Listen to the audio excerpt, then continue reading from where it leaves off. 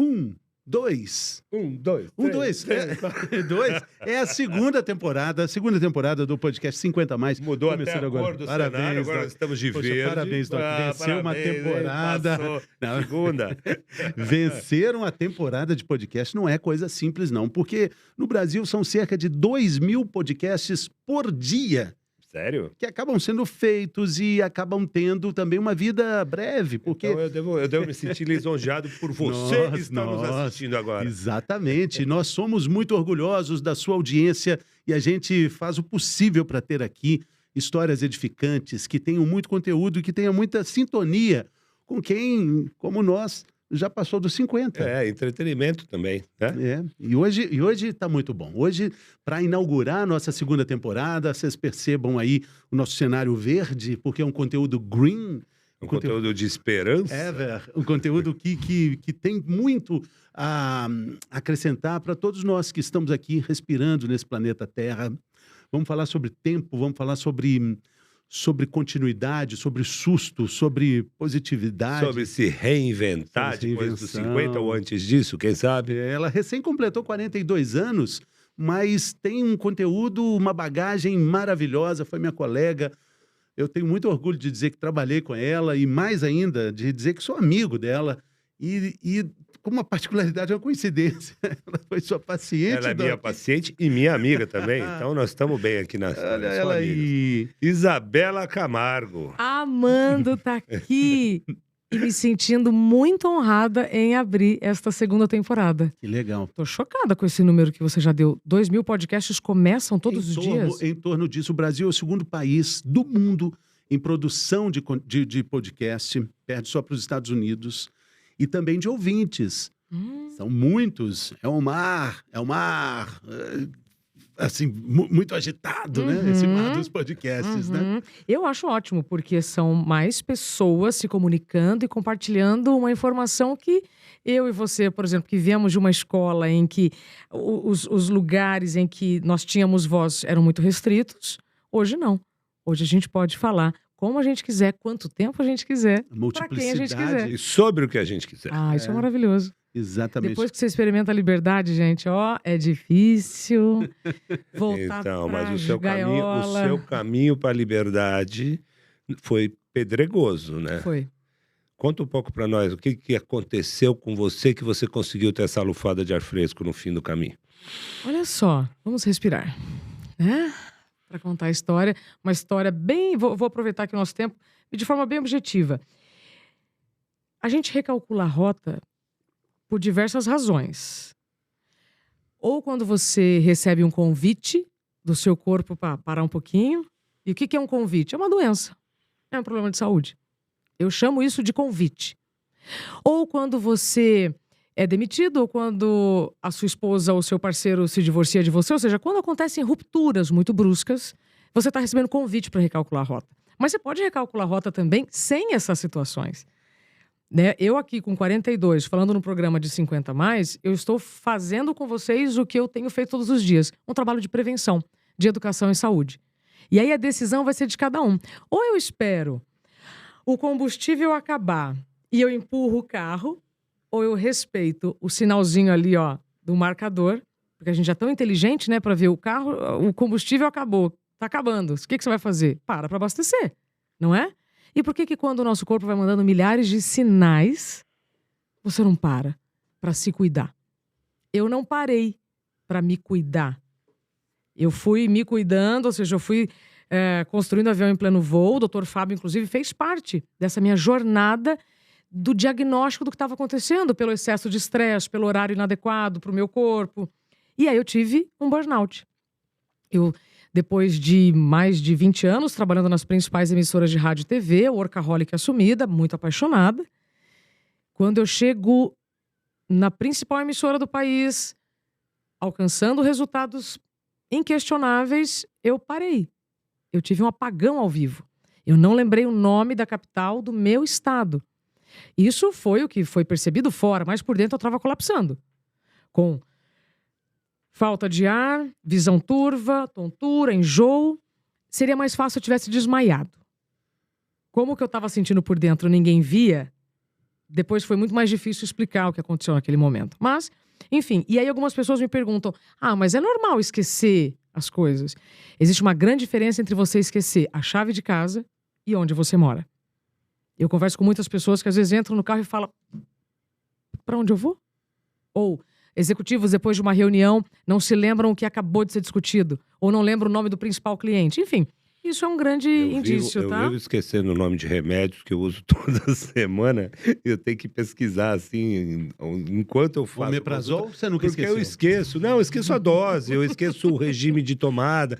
É difícil, esqueço mesmo. Mas é aí, muito difícil. Sabe que eu tô até investigando isso, que às vezes a gente se culpa, né, por esquecer uma coisa ou outra, mas e a quantidade de coisas que você se lembra? Não, certamente. Né? Então vamos lá. Aí eu tive um apagão ao vivo. Depois desse apagão, eu fui ao médico. Cheguei lá sob risco de convulsão. Acabei meu expediente, chego no psiquiatra, já levo 2 anos de laudos e exames e resultados de tudo que eu estava sentindo. E ele me diz, Isabela, você está com a síndrome de burnout? Eu falei, doutor, é impossível, porque eu amo o que eu faço. Ele falou, por isso mesmo. Pessoas que amam o que fazem têm muito mais chance de desenvolver a síndrome de burnout porque não veem problema em se deixar para depois. E quando a gente tem 20 e poucos anos, isso passa. Quem aqui com 20 e poucos anos não ignorou o ponteiro da gasolina e teve que empurrar o carro? Vocês não? Eu não, mas... Nossa! Eu não, mas outras coisas eu bobeei e negligenciei, é natural. Eu gosto de usar o exemplo do combustível, porque quando nós temos 20 e poucos anos, a gente fala assim, não dá pra chegar. Não dá pra chegar no posto. E muitas vezes não dá. E assim a gente faz com a saúde. O corpo vai te enviando várias mensagens, vários sinais, e você fala, não, depois eu descanso. Nas férias eu relaxo, depois eu durmo. Com 20 e poucos anos, você ter esse comportamento vai te trazer um dia mais irritado, porque você está dormindo menos. Com 30 e poucos anos muda, com 40 e poucos anos muda, com 60 e poucos anos muda. Eu me lembro ano passado, uma notícia que me chamou muita atenção, quando o doutor Davi Wipp, infectologista, deu uma entrevista para Veja São Paulo, falando que aos 69 anos ele teve burnout, ele achou que o burnout ia matá-lo. Então, estou só trazendo que não é uma questão de idade, quem tem menos idade ou mais idade pode ou não ter burnout. Eu estou dizendo que quando nós temos menos idade, a gente se negligencia mais. Porque o nosso corpo tem outro metabolismo, né? Agora, esses sinais que você fala, quer dizer, a pessoa começa a ter um sintoma aqui, outro ali, aí vai no médico, aí toma um remédio, melhora um pouquinho, o outro vai... E ele vai, vamos dizer... Se anestesiando. Dourando a pílula. Ele vai resolvendo, tapando os buraquinhos e não tendo a percepção da big picture, que é alguma coisa que não está indo bem. Você acha que por isso, quando a pessoa começa a ter uma queixa aqui, uma ali, uma outra, ela deve procurar, por exemplo, um clínico geral que tem uma visão global dele? É nesse ponto que eu queria chegar, porque eu acho isso. Perfeita pergunta. Eu hoje, depois de mais de 4 anos estudando tudo que envolve a síndrome de burnout, o médico integrativo seria o melhor. Um psiquiatra nutrólogo, por exemplo, nós temos alguns no Brasil. Psiquiatra que também faz nutrologia, percebe? Ou um nutrólogo que tenha também a faculdade de psiquiatria. Sim, você precisa se ver como um todo. Por quê? Todos esses sinais que o nosso corpo vai mandando querem dizer algo. Se você não ouve essas mensagens, eu gosto de dizer que as dores são mensageiras. Se você não ouve as mensagens, aí o seu corpo vai falar assim, pera lá, então você não me ouviu até agora, então agora vem uma doença. Como é que a gente pode comparar os sinais do nosso corpo com os sinais da atmosfera? Verão, São Paulo. Depois do almoço, o céu começa a escurecer, você já sabe que vai chover. Vai chover. Se você vai fechar a janela ou não, é decisão de quem? Cada um que sabe de si. Se chover dentro de casa, eu vou culpar quem? Então, eu preciso ter maturidade para já começar a observar os sinais. Então, vou dar um exemplo aqui que todo mundo vai poder identificar, não importa onde você more. Né? É verão, depois do almoço, se começar a escurecer, vai chover. Aí o que acontece? Se você vai fechar a janela, é responsabilidade sua. Se você vai marcar compromissos em uma área que costuma alagar, é responsabilidade sua, percebe? Então, isso é maturidade. O seu corpo, se você tá com dor de cabeça frequente, bruxismo, problema de estômago, intestino, vascular, o cabelo tá caindo, você começa a ficar mais irritado, mais irritada, tá dormindo mal, tudo isso é normal? Aí a gente vai culpar O café, pelo problema no estômago. O glúten e lactose, pelo problema no intestino. A idade, pela queda no cabelo. Problemas hormonais. Então, tá na hora da gente começar a olhar para esses sinais com mais maturidade e diminuir o tamanho da necessaire de remédios. E é muito interessante a gente entender que em algum momento a gente se desconectou desses sinais da natureza, achando que a gente não é parte dela. Quando você cita aí o anúncio da chuva, quando aquele cheiro de chuva aparece, é o sinal de que vai chover. Claro. A gente faz parte dessa natureza e ela manda esses sinais o tempo todo. Sim. Eu queria levantar um ponto aqui, que a gente vai falar desse livro aqui, fantástico, o livro Dá um Tempo, que eu tenho um autógrafo da Isabela. Autógrafo não, uma dedicatória, né? Com autógrafo, o Dr. Fábio também tem. E o livro começa em 2017, ou seja, você ainda não tinha vivido o processo. Hoje a gente olhando o livro, olhando a história que ele conta, olhando a mensagem que ele passa, parece que tudo faz um sentido muito grande. Mas eu lembro da gente conversando naqueles cafés lá que a gente tomava na TV. Você planejando o livro, você planejando aquilo e trabalhando daquele jeito. Empolgada. E só depois que o livro toma corpo. Uns 4, você demorou 2 anos para fazer? 4 anos. 4 anos. Hoje tudo faz sentido, mas olha como é que as coisas são perfeitas, né? Sim. Você está trabalhando num projeto, está num processo de desgaste muito grande, mas num momento certo tudo vai fazer sentido. Exato. Quando a gente faz os 50 anos e toma um tombo, como eu também tomei, numa saída de estabilidade, a gente acha que nada faz sentido, mas a gente precisa olhar numa vista aérea para entender. As coisas têm um sentido. Sim. Amplie a lente. Né? Você já deve ter ouvido o Saramago diz, você só vê a ilha quando sai da ilha. Então, amplie a lente.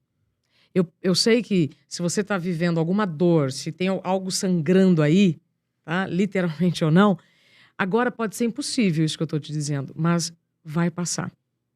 E essa sincronia que você disse, Fernanda, ela é curiosa porque na época eu trabalhava na TV Globo, fazia previsão do tempo.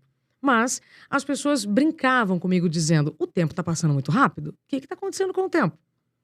Eu comecei a buscar essas respostas.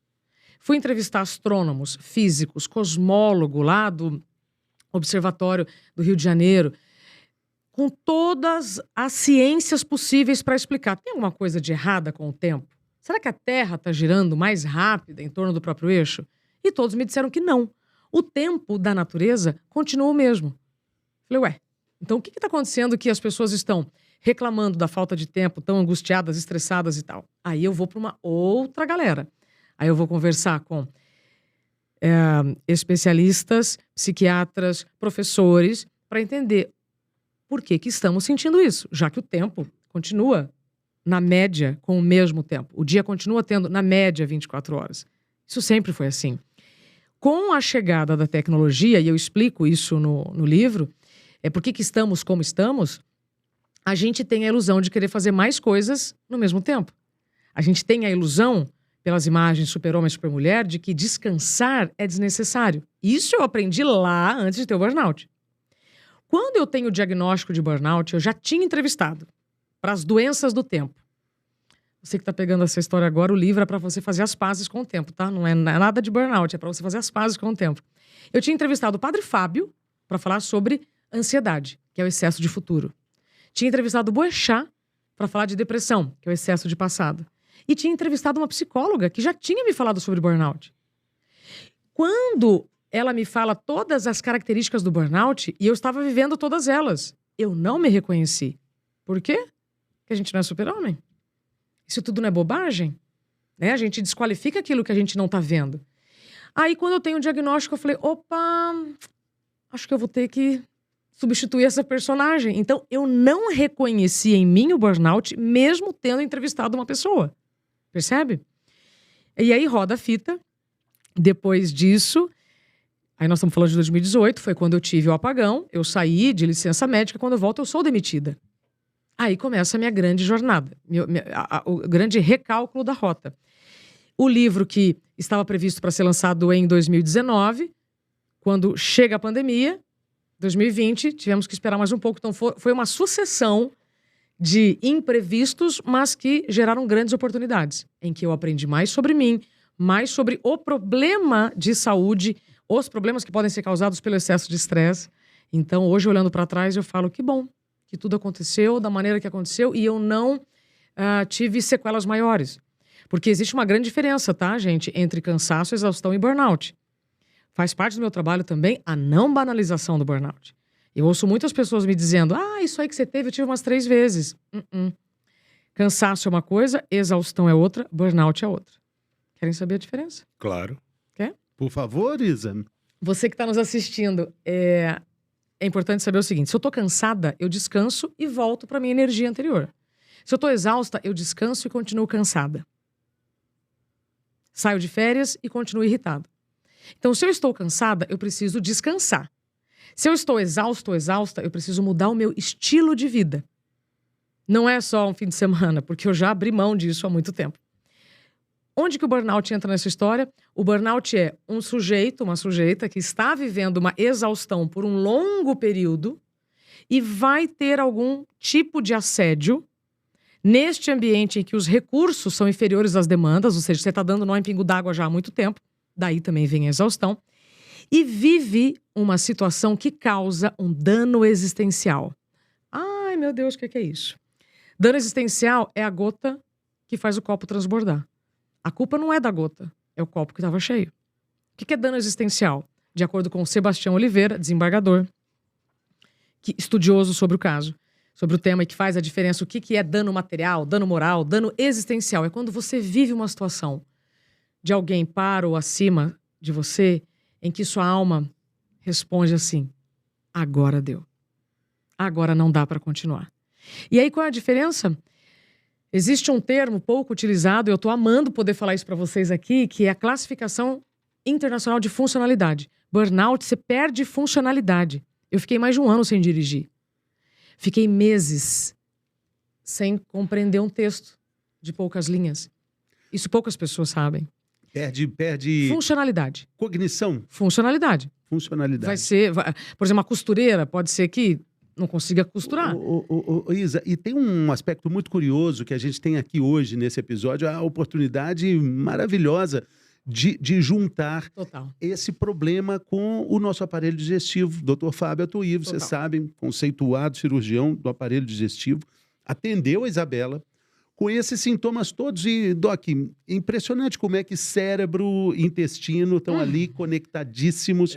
Na cultura do povo já tem muitas frases que falam do intestino e do medo, do intestino e da tensão. A gente tem isso já na cultura. A gente sabe que o intestino responde ao estado emocional. Isso é mais do que óbvio e acabou.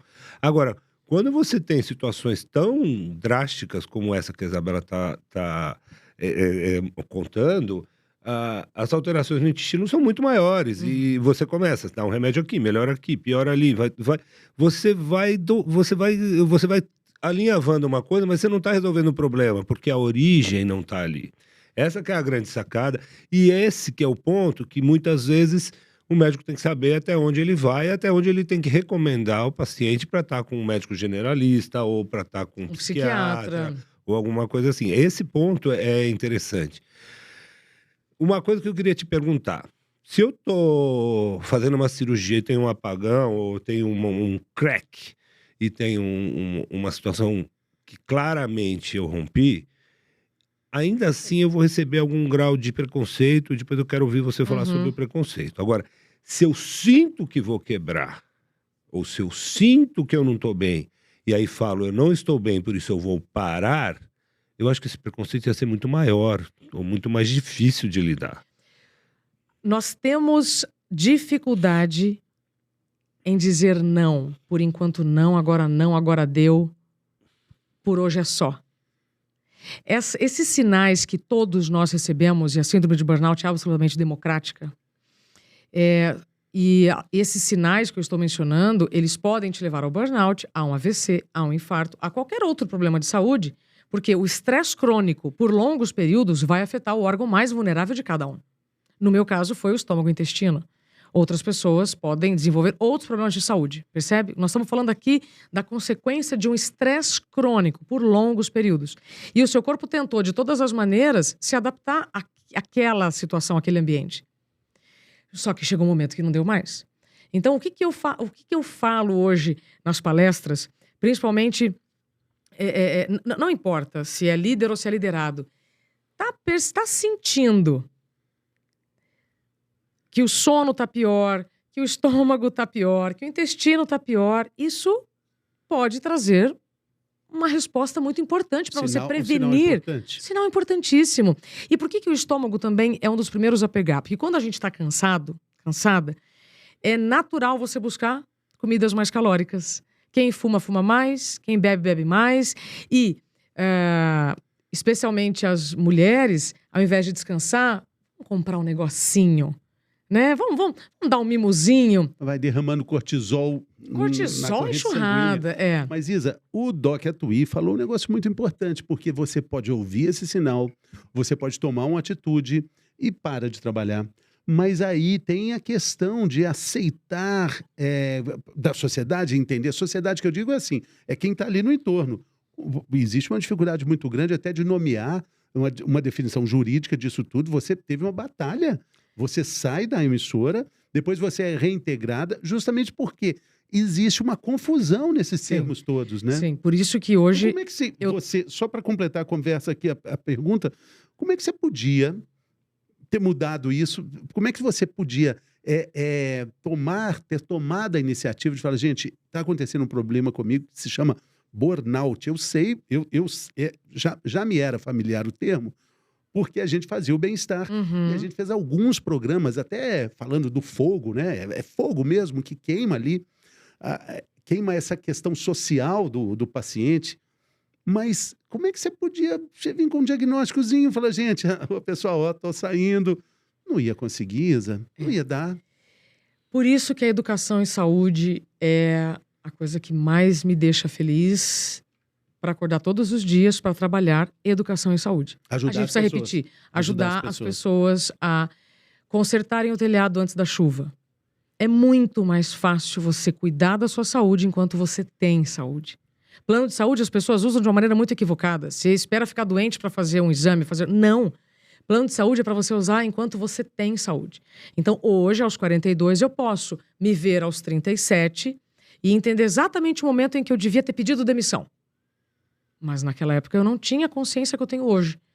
Então, por isso que eu estou aqui te dizendo que se você ignorar o cansaço que você sente, você abre a porta para a exaustão. E estando exausto ou exausta, vai ser muito mais difícil lidar com um ambiente que é tóxico, opressor, e os recursos, vulnerável. E como nós já falamos. Você se coloca nesse lugar de vulnerabilidade porque você recusou o cansaço. Então, qual seria assim, a principal dica, né? Anote aí para você prevenir o burnout. É respeitar o seu cansaço. Está cansado? Descansa. Então, os médicos, antes de sentirem que podem quebrar, é só respeitar o cansaço. Me preocupa um pouco quando a gente fala com 50 a mais, e frequentemente a gente fala de trabalho, sim, a gente fala de relações com o empregador, com as grandes empresas, né, Fernando? O cara, quando está com 50 a mais, ele está sob o júdice lá o tempo todo, porque daqui a pouco ele, mas esse cara não performa mais igual performava. Se eu botar dois moleques mais barato que ele, vão fazer o trabalho dele. Eu não estou dizendo que é verdade isso, mas esse é um pensamento, é um senso corrente. E aí você pega e você imagina esse indivíduo com 50 e poucos anos, se sentindo exausto, sendo pressionado para performar, e ele virando e falando assim, não, eu assisti o podcast lá, e a Isabela falou, e tá tudo bem, eu tenho certeza que você tem razão no que você está falando, mas eu também não vejo saída para esse indivíduo. E aí, a gente deveria estudar alguma maneira, que aí eu queria que você falasse um pouco sobre as válvulas de escape. Às vezes eu pergunto para os meus pacientes, o que você faz que é só para você? O que você faz que te dá prazer e só prazer, e que não está ligado ao teu marido, à tua esposa, ao teu filho, ao teu trabalho? Porque é uma maneira de você, vamos dizer, será que é um antídoto para o burnout? Você fazer algo que te dá prazer? Não necessariamente? Só isso não. Só isso não. Lembra que eu disse? Se você está cansada, você precisa descansar. Se você está exausta, você precisa mudar o seu estilo de vida. Então, mas buscar algo que te preenche, não te dá é prazer, só isso. Não. Pode ser uma mudança de estilo de vida? Pode começar a mudar o estilo de vida. Mas não é só isso. Ah, mas então se eu tomar uma vitamina isso resolve? Não. Não resolve. Não adianta tomar um remédio se eu não mudo o meu estilo de vida. Por isso que eu insisto no estilo de vida. Vou lhe dar uma resposta bem simples. Depois eu posso complementar com a atualização de identidade. Para quem está na dúvida do que eu estou falando, só entenda o seguinte: crachá a gente pode ter vários, empregos a gente pode ter vários, até carreira, se você quiser. Vida é uma só. Ponto. Porque agora qualquer resistência, eu vou repetir essa mesma frase. Ah, mas eu tenho boleto, tenho isso, tenho aquilo. Vou explicar para vocês por quê. Quando eu tenho o apagão ao vivo e eu chego sob risco de convulsão em um trajeto de 4 quilômetros, neste trajeto de 4 quilômetros eu lembro de poucas coisas. Uma delas é que eu quase bati o carro 3 vezes. Se eu tivesse sei lá, se o consultório fosse 1 quilômetro a mais, se eu tivesse batido o carro, eu não teria me colocado só em risco, eu teria colocado outras pessoas em risco também. Então, depois do meu apagão, o que aconteceu? Eu chego no médico sob risco de convulsão. Eu quase bato o carro 3 vezes. De novo. Crachá eu posso ter vários, empregos também, vida é uma só. De novo, se você está com medo da demissão, do desemprego, da recolocação, etc., considera só o seguinte: quando a gente não aceita a mudança, a gente morre em vida. Então, se o mercado está tratando desta maneira pessoas com mais de 50, o que eu posso fazer? Que habilidade será que eu posso buscar para me reinventar de verdade? Eu não preciso mais corresponder à expectativa dos outros. Não, eu preciso corresponder à minha missão, ao meu propósito, àquilo que eu faço bem. Ixi, mas eu cheguei aos 50 anos e eu não sei ainda que eu faço bem. Então vamos experimentar. Eu só consigo quebrar resistências experimentando. E resistência, eu estou falando externa e interna. Então, eu não posso, como jornalista, dizer assim: nossa, eu não sei fazer mais nada. Até agora eu só fiz isso, mas a partir de agora eu posso fazer outras coisas. Então, por pior que o seu cenário esteja nesse momento, só lembra dessa frase: vida é uma só. E por mais desafiador que seja fazer uma nova faculdade, buscar um MBA, um intercâmbio, eu tenho visto várias pessoas com mais de 50 realizando agora o sonho de ficar 3, 4 meses fora. Por mais impossível que isso pareça, lembra só dessa frase: vida é uma só. Aquele indivíduo que está ouvindo a gente falar, que está se identificando com tudo isso que você falou, além desse indivíduo, de conscientizar esse indivíduo em ouvir o próprio corpo, que eu acho importantíssimo, a gente também está criando a cultura para que a nossa sociedade, o nosso coletivo identifique isso como uma coisa importante, porque não é só o indivíduo, mas as corporações têm que entender isso. Porque amanhã uma pessoa tem casos como o seu, podem servir de exemplos para diversas indústrias, empregadores, corporações e coisas assim, né? Porque tem menos preconceito em relação a isso. Isso. Esse movimento já acontece. Trazendo aqui uma frase do nosso outro doutor amigo, doutor Daniel de Barros: o lado bom do lado ruim de tudo que eu vivi é que eu aprendi bastante e desenvolvi um movimento chamado produtividade sustentável. Esse movimento, hoje, eu tenho orgulho de dizer que está em um dos principais bancos do Brasil e na maior empresa de autocuidado e beleza do Brasil. O que isso mostra? Ah, mas essa empresa aqui já faz ações sustentáveis. O banco, não. Cultura a gente muda a médio e longo prazo. Então, a cultura do trabalho está se ajustando, não é de hoje. Desde que Getúlio Vargas criou o Ministério do Trabalho, no início do século passado, até nós termos os EPIs, os equipamentos de proteção individual, muita água correu debaixo da ponte. Eu hoje trabalho com a criação dos EPIs para a saúde mental. Porque se antes a força física era mais exigida, eu precisava de protetores para minha força física. Agora eu preciso de protetores para minha força mental. Isso é segurança psicológica, não vai dar tempo da gente entrar nesse tema. É um termo que uma professora de Harvard desenvolveu há mais de 20 anos. Então, o que eu levo neste sentido para as empresas? O movimento da produtividade sustentável é para que CNPJ e CPFs falem a mesma língua. Para que haja sustentabilidade do negócio. Um negócio de quem? De todos. Para que as trocas sejam mais equilibradas. Então, o que eu provoco na prática? Se a cultura eu mudo a médio e longo prazo, eu, como indivíduo, não posso esperar a cultura mudar. Eu preciso tomar atitudes a curto prazo. Eu preciso de autorresponsabilidade. para reconhecer o que eu posso mudar, que tipo de comportamento eu estou tendo na minha vida, que, somado a este ambiente tóxico, vai me levar para um problema grave de saúde. É o que eu chamo de atualização de identidade. E eu acho que essa audiência aqui vai adorar. Sim. Então, vamos falar da atualização de identidade. Eu só queria um parêntese para chamar para um ponto de atenção de todo esse processo, porque a gente está dizendo, poxa, é um momento difícil.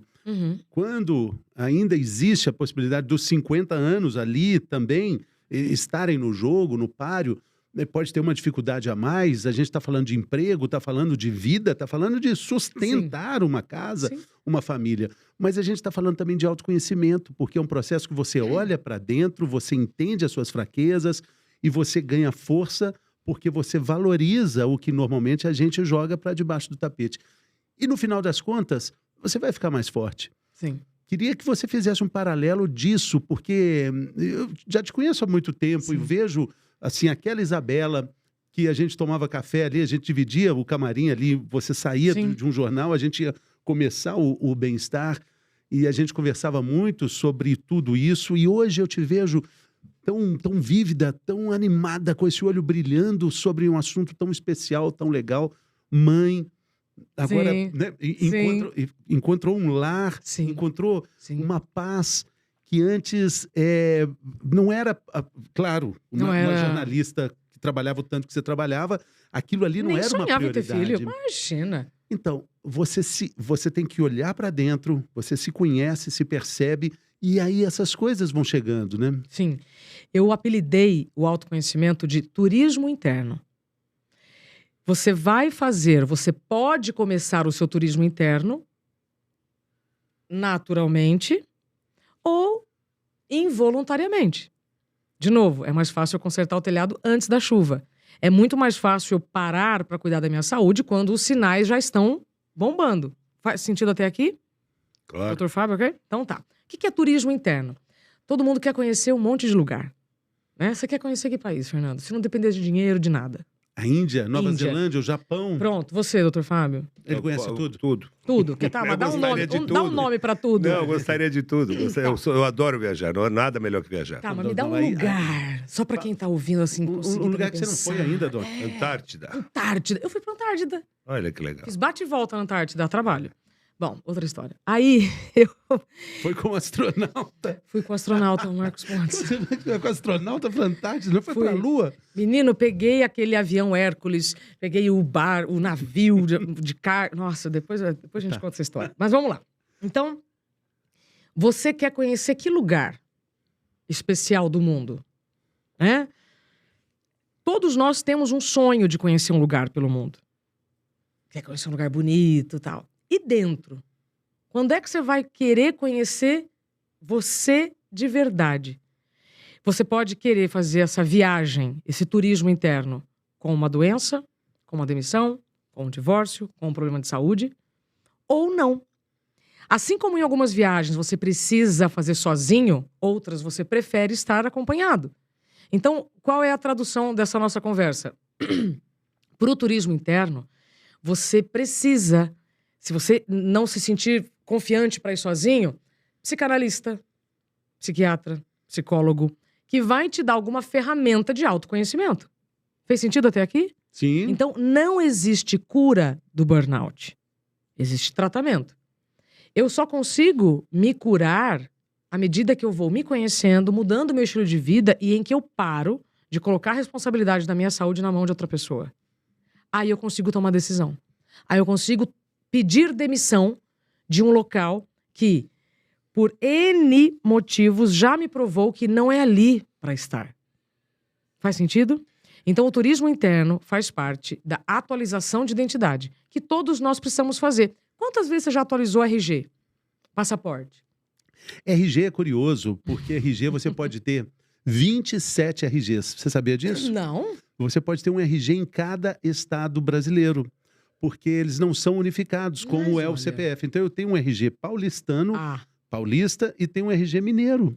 Mas eu posso ter um de Roraima, eu posso ter do Maranhão, eu posso ter do Rio Grande do Sul, eu posso ter todos os RGs. Então, eu posso me atualizar como gaúcho, capixaba. Não, fica como mineiro mesmo, que você é um exemplar maravilhoso mineiro. Quando eu soube isso, eu fiquei tão chateado, porque eu quis fazer aqui em São Paulo para manter meu... Não dá para manter o mesmo número? Não, o número muda. Que coisa.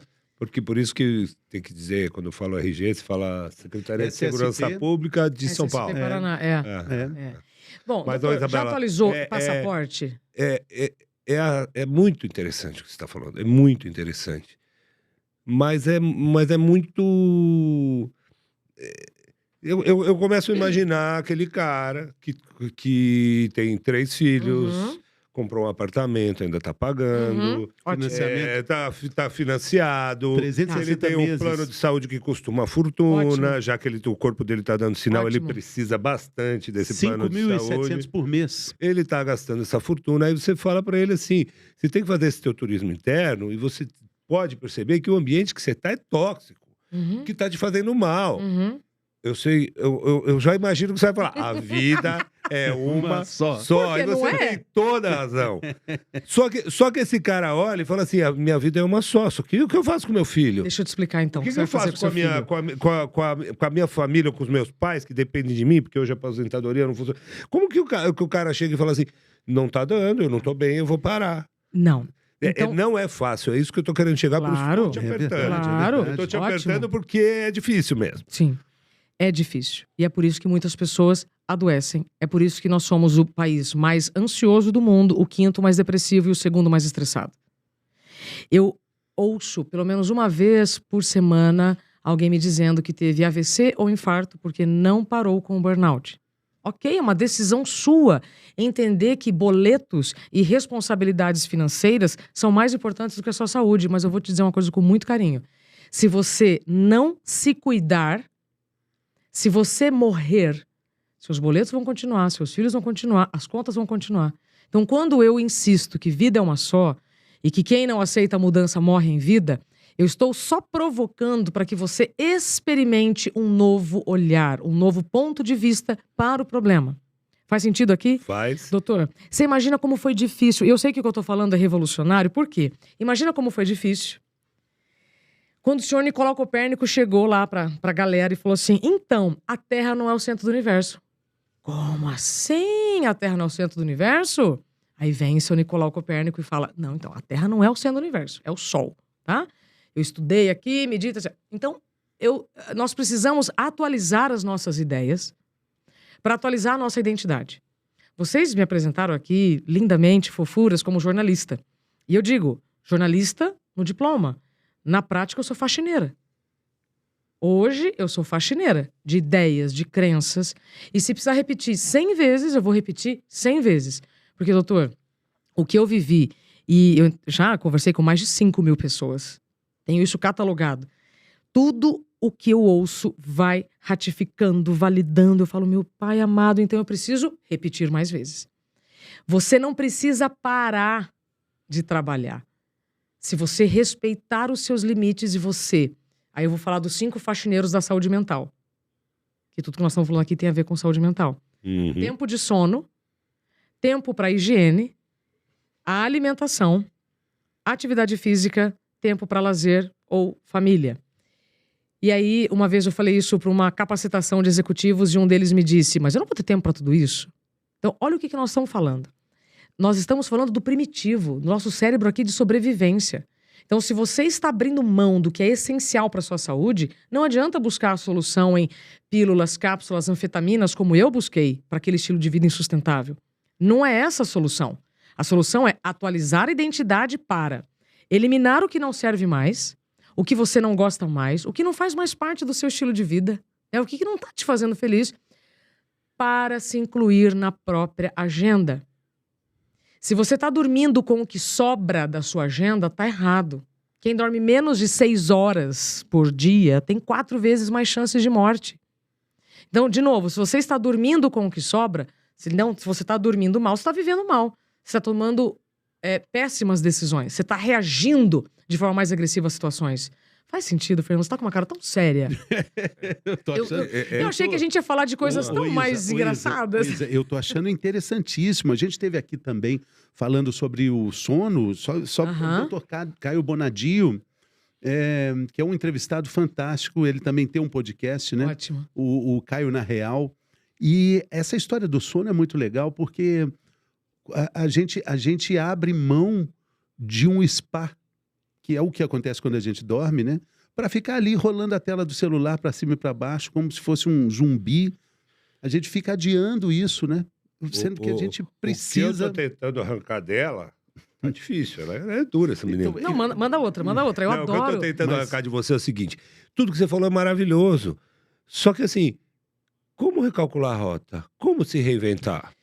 Não, quais são os passos? Vamos lá, qual é o guia ótimo. prático para recalcular a rota? Ela é começou... bem comum alguém com 50 anos ter que recalcular a rota. Os cinco são legais. Saúde mental. Vamos falar de novo? Peraí, sono.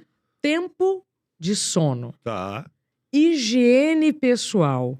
Alimentação. Atividade física. Família e lazer. Então agora eu vou trazer um complemento de cada um deles. Tempo de sono. Se você dorme com o que sobra, você já começou o seu dia da pior forma. Higiene pessoal, do que eu estou falando? Senhoras e senhores, quando eu pego meus vídeos lá na TV, eu ia 3 vezes por semana de cabelo preso. Porque eu não tinha energia nem para lavar o cabelo. E muitas mulheres identificam. Quando você não tem energia nem para lavar o cabelo, significa que você está no seu limite. Alimentação, desembalar menos, descascar mais e menos tela. Tô falando alguma coisa impossível? Não tá não. E eu queria atividade física, só para fechar. Na higiene. Vamos. Queria dar um pouco mais de atenção. E homens é barba, tá? Pois é, a barba. Mas a barba hoje é estilo, né? Olha só, meu sonho é ter uma barba igual Não, a de vocês está ótima. Mas é o seguinte, o banho é um momento tão especial. Claro que a doutora Márcia Porcelli, né, fala do banho de 5 minutos, que é o banho ideal, o tempo ideal, mas tudo bem. Eu estou falando de um banho psicológico, terapêutico.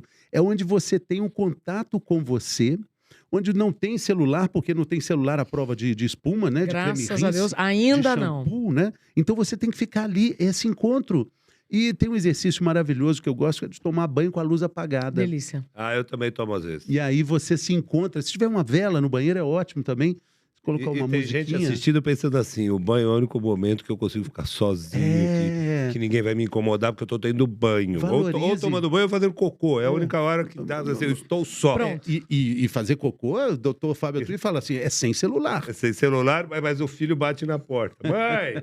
Ô mãe! Mas aí isso é esporádico. Olha só que legal, as grandes ideias aparecem nos bons banhos, né? Pronto. E na pandemia aconteceu uma coisa muito legal. Eu estava assim, comprando um tanto de coisa. Eu comprei um megafone. Eu ficava meio... Comprou um megafone, cara? Porque estava barato. Mas você falou na janela? Era de falar na janela. Estava um preço maravilhoso. Depois eu fui ver que o que fica caro no megafone são as pilhas. Ele usa 12 pilhas grandes. É mais de R$400 a pilha. O megafone estava custando 100 e pouco. E aí eu comprava... Por quê? Porque, sabe, você ficava ali à toa, depois aparecia e tal. E aí a gente comprou Tava sem livro na sua casa, né? Compramos um pacote com 72 toalhas. E as toalhas chegaram coloridas e tal, um toalhão grandão assim. E a decepção é que as toalhas não funcionavam, não dava para enxugar nada. Uhum. Mas aí foi uma bênção, porque eu comecei a usar essas toalhas, via que elas não enxugavam. Então, para funcionar a toalha, eu precisava já estar um pouco mais seco. Então, nesse momento, o que eu fazia? Eu aproveitava para começar a meditar. Eu parava, esperava o corpo secar, meio comigo, eu comigo mesmo, e depois usava a toalha que não secava nada, mas eu já tinha meditado. Foi ótimo, eu gastei uma grana para comprar 72 toalhas. A gente convidou o Rodrigo Yacubian, que dá aula de Kundalini Yoga. É um médico que interessante. Que faz um trabalho dentro do hospital. É uma boa dica para você convidar para o teu podcast. Ele faz meditação e yoga dentro de hospitais, do Hospital das Clínicas, do Ciro. É espetacular. Também é uma matéria que é bem legal. Um episódio que está aí, num dos episódios recentes aqui do nosso podcast. Eu quero assistir. Fernando, teve um episódio em um podcast que eu gravei, teve mais de 8 milhões de visualizações. Eu tive mais de 1 milhão de comentários de mulheres dizendo: é isso, eu não tenho energia nem para lavar o cabelo. Quantas vezes eu fui tomar banho, eu queria sentar no chão, ou queria vomitar de tão cansada que eu tava. Então, quando eu coloco nos 5 faxineiros da saúde mental, por esta ordem: sono, higiene pessoal, alimentação, atividade física, e aí não estou falando de exercício físico, estou falando de você ser uma pessoa ativa. Exercício é diferente de atividade, sabe disso. No mínimo. E tempo para lazer e família. Aí alguém me fala assim, mas e a meditação? E o exercício físico? E o sexo? Rapaz, se você estiver dormindo bem e fazendo a sua higiene de forma coerente, você vai ter os seus momentos de respiração consciente. Não venha falar assim, mas vamos falar de meditação. Não, vamos falar do básico primeiro, primitivo primeiro. Se você não tomar banho direito, não pode pensar em sexo. Não pode. É isso que eu tô Não, falando. Não dá pra começar. Não, vem cá, quem é que consegue? Não dá, né? Não tem tempo nem de tomar banho, pensar em sexo. Não dá pra vai. E a alimentação, muitas vezes a gente não come igual gente. Muitas vezes é preciso a gente entender, você está comendo igual gente? Não. Bom, essa pergunta é fantástica, porque ela mostra o tanto que a gente pode estar errado ou não. Pronto. Né? Saúde mental. Quer ver uma resistência que a turma pira?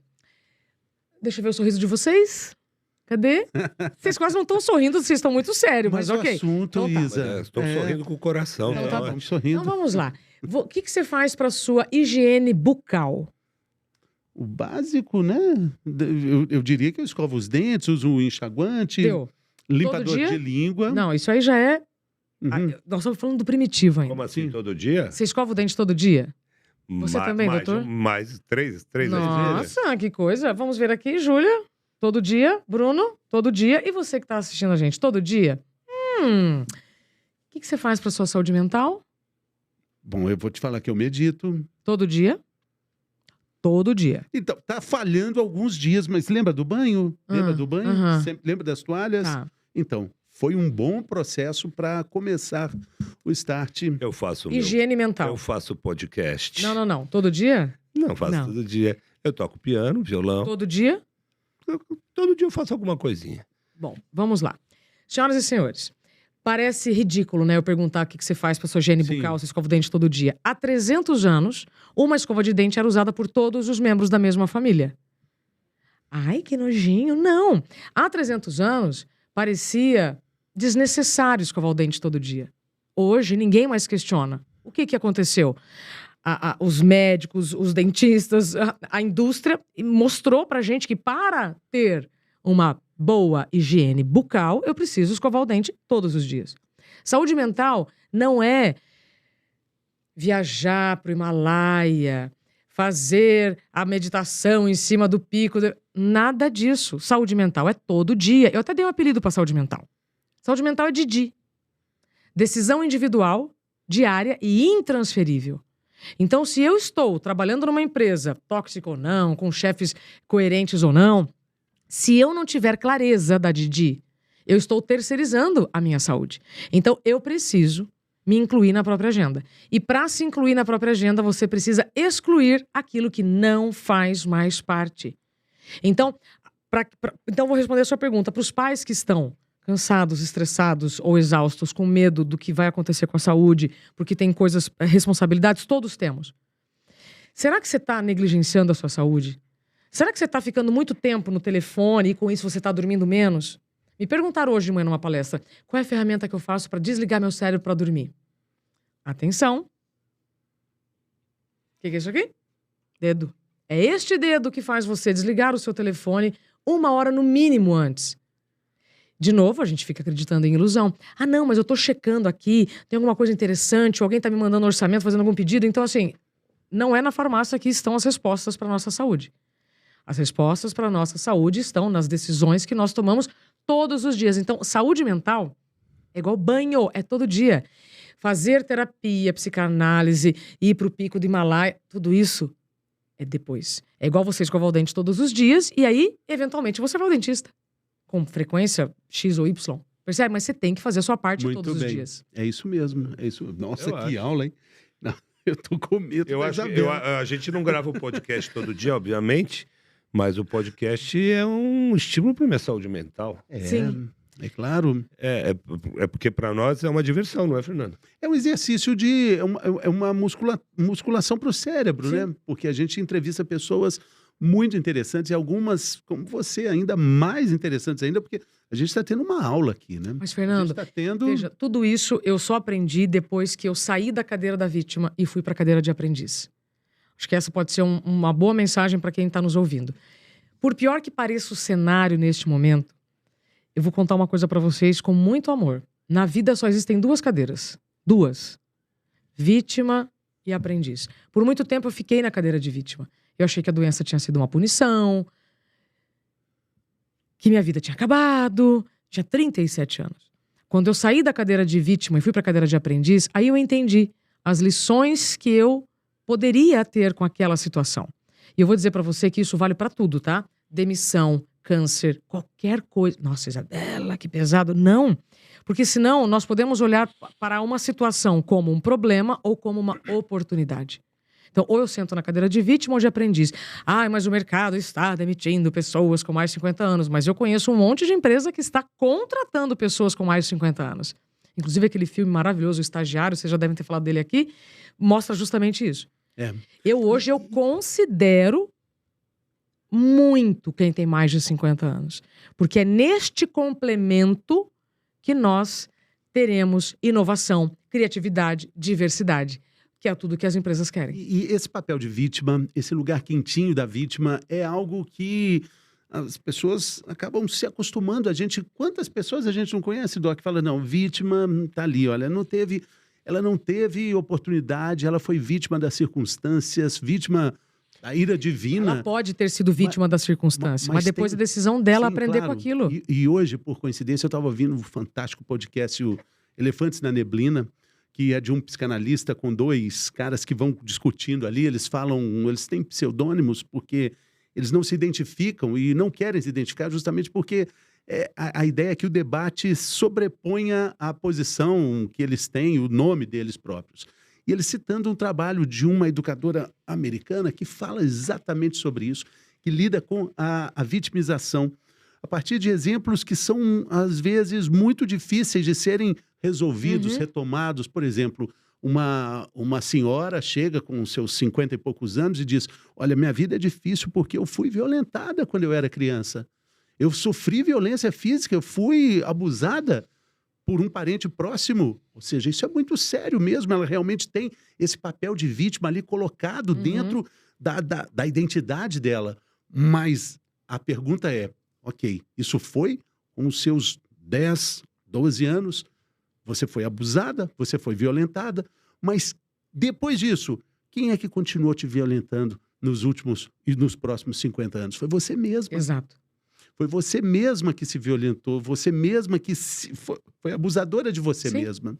E a gente fica nessa posição, reverberando, ruminando, reiterando o que aconteceu. Tem um pouco a ver a geração também, né, Fernando? Tem. Eu tenho a impressão que tem algumas gerações que são um pouco mais vitimizadas e tem outras que vão falar assim, eu vou me sacrificar. Eu tenho a ideia de que os 50 a mais mas olha, tá mais na linha de assim, eu estou doente, mas eu vou me sacrificar por isso, mais do que os 20 e 30 falar, não, puta, eu tô sendo vitimado. Eu acho que tem modinhas, assim. Tem modinhas, mas tem formas, assim, né? Claro de entender. Por exemplo, eu tinha mais de 50 anos, quando numa reunião de 3 minutos, de apenas 3 minutos, o meu futuro foi decidido lá na emissora.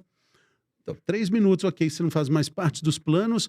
Puxa, eu podia pegar esse papel de vítima e dar uma valorizada nisso, mas eu não quis ficar nesse lugar. Pelo contrário, eu peguei essas experiências todas e hoje, com 56, eu vivo a experiência de, por exemplo, ser pai. Olha aqui, depois de ter... De novo. De novo, os meninos todos formados, né? Temos a Nicole para retomar isso. É uma forma de fugir desse papel, né? De ir para essa cadeira de aprendiz, né? Agora, vamos lá. Você ficou triste? Demais, imagina, é um luto. Pronto, eu também. Que precisou ser vivido. É isso. Eu ainda fico triste sim, por isso. Idem. Mas, apesar disso, nós precisamos seguir. Sim. É isso que eu quero dizer. Por pior que pareça o cenário que você esteja, ou mais desafiador que pareça o futuro, você está respirando sem ajuda de aparelhos. Você está nos ouvindo e assistindo, então você já é privilegiado com a sua saúde. Então, cuida dela antes que dê ruim. É o famoso, vamos consertar o telhado antes da chuva. Não tem outro caminho, doutor Fábio, não tem. Então, o caminho... Eu sei que nós temos mais farmácias do que bibliotecas, né, nas esquinas. A solução não está fora, a solução está dentro. Eu preciso fazer turismo interno para faxinar o que não serve mais. Eu participei de ver o Fernando passar por esse processo, não tão proximamente, mas me dá muito orgulho da forma como você lidou com isso. E acho que você se reinventou. Não tinha opção, mas maravilhosamente. Né? Foi uma redefinição de identidade necessária. Atualização de identidade. Atualização de identidade. Isso. O que você gosta hoje que você não gostava antes? Alguma comida, por exemplo? Eu gostava. Comida ele gosta de todas. Sabe? Sabe, então pra você. Mineira. Quem que você antes se relacionava e que hoje não faz mais parte do seu estilo de vida? Nossa, muitas pessoas, né? Eu acho que eu mudei muito a partir dos 30 anos, que eu tive um acidente muito feio.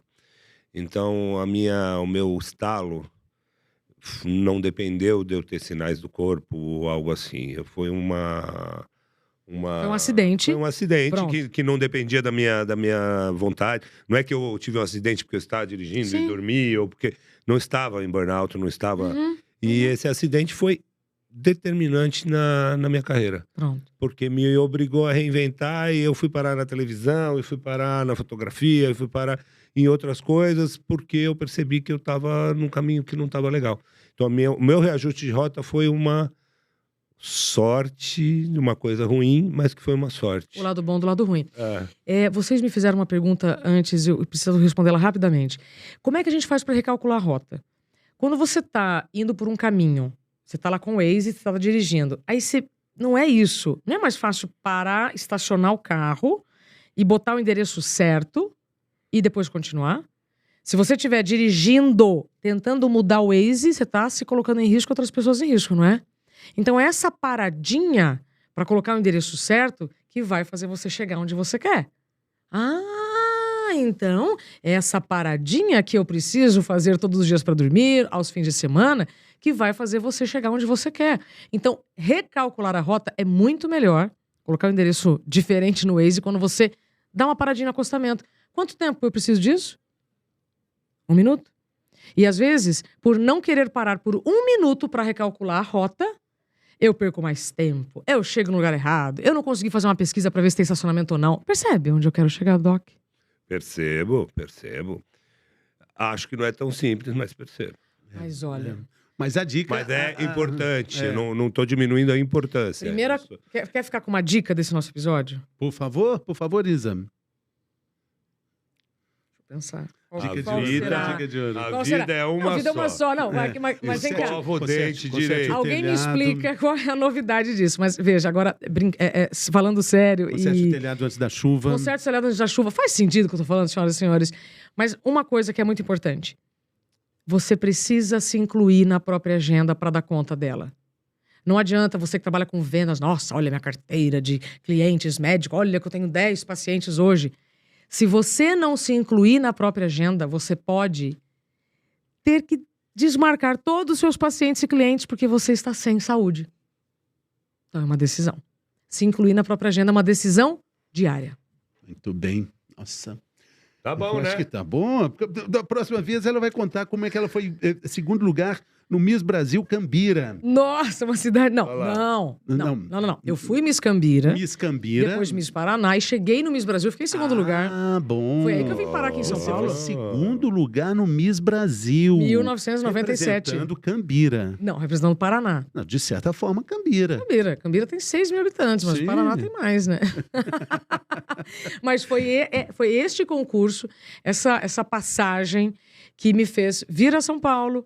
E aí eu começo como bailarina, depois eu chego no rádio, depois eu chego na TV. E aí, hoje eu trabalho com educação e saúde. Eu continuo jornalista, mas hoje eu falo de um tema. Saúde. E muito bem. Incisiva, saúde. Deu uma enquadrada na gente aqui, ó, não deu? Essa olhada. Querida, muito obrigado por você vir. Foi ótimo. Valeu demais. Gostei muito. Queria só terminar aqui, ó, o livro dela... Né? Você entrevistou quantas pessoas? 150. 150 pessoas. Tem um trecho que eu abri aqui, tal qual como se fosse um oráculo. Parou aqui, tempo indeterminado, um texto de Eclesiastes, né? Nossa, capítulo adoro. 3. Há tempo para tudo. Para tudo há uma ocasião certa. Há um tempo certo para cada propósito debaixo do céu. Tempo de nascer e de morrer. Tempo de plantar, tempo de arrancar o que se plantou. Tempo de matar e tempo de curar. Tempo de derrubar, tempo de construir, tempo de chorar e tempo de rir. Tempo para tudo nesse mundo. A gente precisa, sim, chorar com as situações que nos deixam tristes, mas você não pode transformar a sua vida por causa dessa tristeza, por causa deste imprevisto que aconteceu. Eu costumo dizer que nem todo imprevisto é um problema. Os imprevistos podem ser grandes oportunidades, assim como nem todo convite é uma oportunidade. Então você tem que fazer boas escolhas. Sabe quantas escolhas a gente faz por dia? 35 mil. Ah, você já ouviu falar isso ou leu o livro do Dr. Barry Schwartz? A gente só vai fazer boas escolhas se conhecendo bem. 35 mil escolhas por dia, entre passar a mão no cabelo, entre levantar e cruzar a perna. Escolha, curtir e Boa. acompanhar o podcast 50 e compartilhar. Valeu, Isa. Obrigadão. Foi um privilégio. Obrigada Muito pelo bom, tempo de alegria, vocês. Obrigada pelo gratidão. tempo de vocês. Valeu.